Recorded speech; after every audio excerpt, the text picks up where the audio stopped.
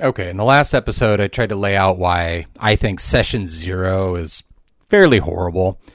It's because we need to get away from pre-planned stories, essentially.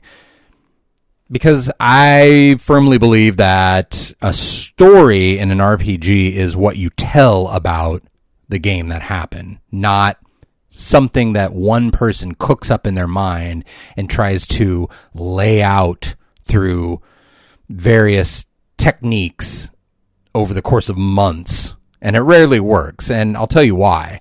It's because unless you're railroading or doing like a choose your own adventure with a graph and nodes that you can, traverse, this decision tree that explodes out of all the different permutation and combinations that the players and everybody comes up with, if you're doing it right, if you're not just doing simple branching narratives, you've got unlimited possibilities. And the DM can't remember all this. They just can't. No human can. Now, some DMs are better than others, but what tends to happen is they'll have main plot points that they try to work in, and that there's, narrative beats that they want to hit, and there's character motivation, so they kind of know how NPCs will react to players when they're encountered.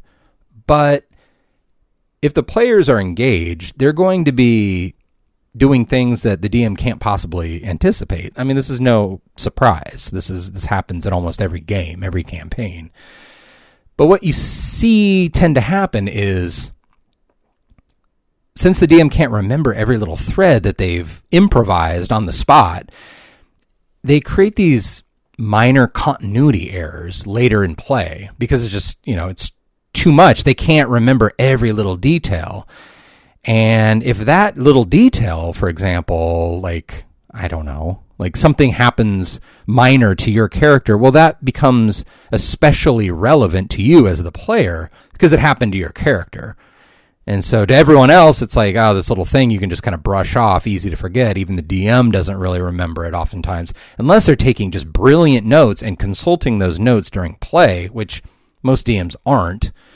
They're just going to forget what actually is going on. And you'll remember little bits, and other players will remember little bits, because those other players will have their own little moments of relevancy, and then when they're violated, it's a point of confusion. Now, some groups, depending on the level of violation here, they might call it out and say, like, oh, hey, wait a minute, I thought you said that this was, the king said that, he was going to have this person assassinated or whatever. But if it's little details, most players let it slide. But what happens is after several sessions, all those little things add up, and it just degrades the story. So this whole thing that you've been working for, the story, is undermined. So it's just enough transgression to ruin the story. So you might as well not even try to begin with. And as I've said, the story should be what you tell about the game that happened. So in a game, in a really good game, you have all these events where you put everything on the line, you took risks, you had these strategic decisions, and through expert gameplay and really epic dice rolls where they're super risky, like these amazing things can happen.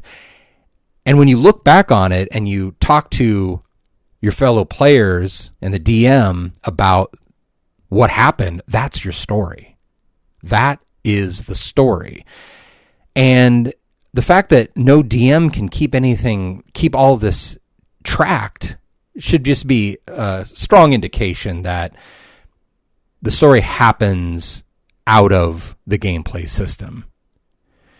And that's what I mean by the title of this episode. The purpose of a pudding is what it eats. And so what do I mean by this? Well, there's a saying from like the 16th century the proof of the pudding is in the eating, meaning, now this isn't like, chocolate pudding in a snack pack. We're talking about 16th century British pudding, so it's like ground up livers put in sausage casing, and you just don't know until you dig in whether it's half baked or what's in it. So you've got to eat it to find out. And that's exactly what a game is like. You've got to dig in. You've got to consume the contents of the game in order to find out what's in it. And what's in it is the story. And so this is related to another phrase you may have heard called purpose of a system is what it does. Meaning you can't really, whatever the outcome of a system is its purpose. And that's pretty intuitive, but it's not what most people try to do. They try to steer a system, and they try to pre-plan, and they try to design a system for certain outcomes, and it fails a lot of the time. So, and the third entendre here is the purpose of a pudding is what it eats, is the D&D monster, Black Pudding. It eats things. Now, the purpose of that black pudding in your D&D encounter is what it eats, maybe you. So you can't really plan these things. They just happen. And so if the pudding ate you, well, that's part of your story. Or that you watched your friend get consumed by a black pudding in a 30 by 30 dungeon room. Well, that's part of the story now. And no DM wrote that. It just happened through gameplay. Now, maybe that was planned. Highly unlikely. Or maybe you could assume that it was going to happen. There's a black pudding there. Somebody's going to get eaten. But the point is, all the players interacting with the system generates the events. And those events are the story. So, as I think I've made my case, I think the DM is a facilitator, not a storyteller. And I think that the proof is in the pudding here. The DM should not focus on crafting a grand narrative. Instead, the role here is to facilitate the game's mechanics and ensuring the player's choices drive the emerging story. But this is too much for one person. And I can hear you now. You're thinking, not in my game. I've got a brilliant DM. And he's always available for my questions and spins story, just like Matt Mercer. But I think, the Matt Mercer effect, which typically means, amateur DMs can't live up to the voice acting talents of professional actor Matt Mercer. But I think the other Matt Mercer effect should be something like, you shouldn't even be expecting any of this to begin with. So how do we get around this? I tried to lay out a few ideas last time, but I think one strategy is, one, having more than one DM. It's got to just be more than one DM. And so I'm not sure when, I guess, since the dawn of Dungeons and Dragons, there's been the sole DM or the sole referee, even before it was called Dungeon Master. But they often had shared duties as well. So, all right, think about this. Is it possible to have multiple DMs in one campaign? I think so. Yes. Okay. 2, is it possible to be your own DM? Is it possible to do solo RPGs? Yes, it is. So what's stopping you from having everyone be the DM? Nothing, really. I mean, you might be thinking that sounds horrible. And maybe it is. I mean, I'm just kind of like thinking out loud here, but I mean, I have put some thought into this.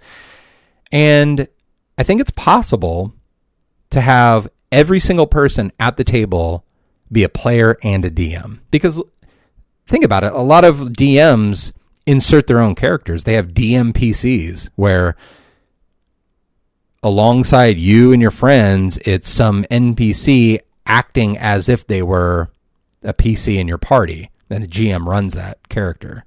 So they can do that. So why can't you?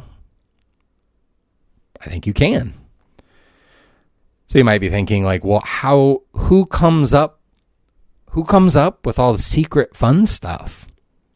And I think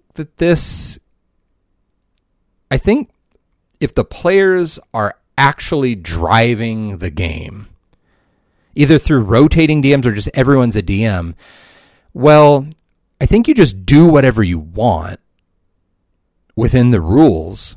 And if there's a conflict, then you fight it out. And so what I think I'm pushing for here is, for too long, D&D has been this seemingly cooperative game where all the players are on the same team and the DM's not even against you. The DM's just there to run the monsters and they're trying to do it fair. But what if D&D was inherently competitive and you're fighting for resources? Now, this is just a way you can play D&D if you want. Everyone's a DM. Okay, how about this? If you are uncomfortable with everyone being a god in the world where you can just do anything and just say it happened, what if everyone's just the highest level character? What if you're a 20th level character or 30th level character or whatever? Well, now you're bound by the resources that a high level maxed out PC would have. So you can think of this as like faction play or patron play, where you've got some little domain that you're controlling. And if you've got some kind of border dispute, well, you fight it out. That's how you generate your battles. And you can do this, Bronstein style or however you want to do it. But I think this approach matters today because I don't know, maybe back in the 80s, if you were playing in the 80s, you weren't playing like this. But I remember in junior high, like there was no permanent DM. We just rotated and we just sat around and our unbridled creativity just schemed and schemed and schemed and just created these imaginative worlds out of nothing. And I think you can do that in the 21st century as a grown adult if you want. And you can get away from this phenomenon that we're seeing too much, where the players just show up and you wait for 20 minutes until you get the briefest of windows to affect the world. Now, again, there's downtime where you can issue a bunch of things you want to do to the DM, not to the DM, you want to do in the game that the DM can approve or deny, or they can, tell you the outcome. But again, this often, I found, stresses out the DM. They love it at first, and then it just becomes too much. Everything just becomes too much after a while with a lot of DMs. Again, maybe you're DM or you are a DM, and this is not an issue. More power to you. But seeing this quite a bit, and it's something we need to address in the hobby.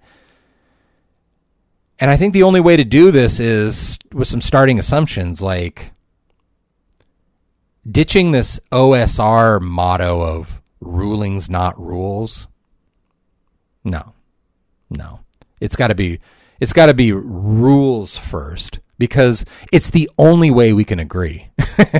If we're going to do this, if we're going to have this style of play where we're all high-level PCs or DMs or whatever you want to call it, and we're just using the rules in order to bend things in our favor within the rules, well, we need to have a common rule set. And if you're just making things up and house ruling constantly and tweaking things, well, there's no way to to really make that work. And also, I think it's important because for new players coming in, if I'm saying, all right, we're playing D&D whatever edition N, well,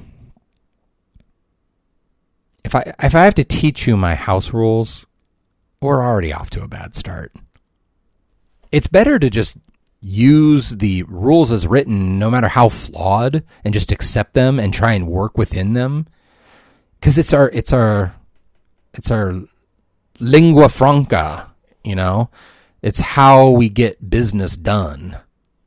So it provides the structure and the fairness and the framework from which everything operates. And rulings lead to these arbitrary, biased decisions where, everything's like unpredictable. So I think following the rules just really empowers the players. And as I've said, once you follow those rules and you just do everything that you want to do, like if you played enough D&D, eventually you get to this point where you have a bunch of things you want to do. Now, if those things that you want to do is just roll up a character and fight monsters in a dungeon, perfectly valid. That can be your thing. But a lot of players have ideas they want to try out. They want to do a build and see how it interacts and take them on a adventure in a certain scenario. Well, I think you should be able to do that. And you shouldn't have to wait for, Storm King's Thunder or whatever 18-month story arc to finish before you can try it. You just make a new character. I mean, every player can have a stable of 15, 20 characters. That's not a problem. And there's techniques, I'll get into this in another episode maybe, techniques to meter this out so it's not just pure chaos. But just to summarize, don't try and make the black pudding do something that the black pudding doesn't want to do.